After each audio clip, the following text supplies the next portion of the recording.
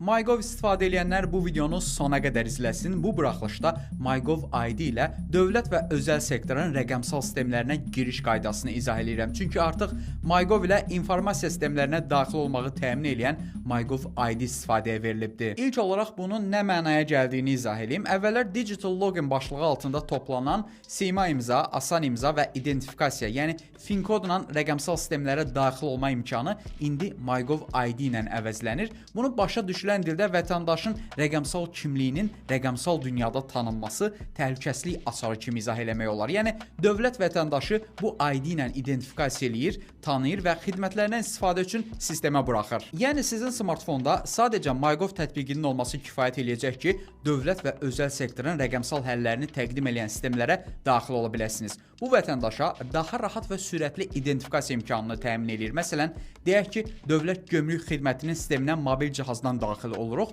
Bu zaman MyGov ID seçimini eləyəndə giriş icazəsi birbaşa MyGov tətbiqinə yönləndiriləcək və bu tətbiqdə təyin etdiyimiz barmaq izi və ya giriş kodunu yığmaq kifayət eləyəcək ki, birbaşa gömrüyün rəqəmsal sisteminə keçid eləyək. Eyni qayda ilə bu tipli identifikasiya tələb edən sistemlərə kompüterdən daxil olan zaman MyGov ID seçimini etdiyimiz halda ekranda QR kod görünəcək. Bu QR kodu müvafiq olaraq smartfondan MyGov-a daxil olub QR skan bölməsini açaraq oxutmalıyıq. Bu qədər sadə. Artıq barmaq izi və ya təyin etdiyimiz PIN kodu yığaraq lazım olan elektron sistemə keçid eləyə bilərik. Belə dostlar, ümid edirəm bu məlumat sizin üçün faydalı oldu. Xüsusi olaraq qeyd edim ki, hazırda MyGov ID-nin istifadəçi sayı 4.8 milyon ötüb. Sistem üzərindən aylıq ortalama nə az nə çox düz 9 milyondan çox əməliyyat icra olunur.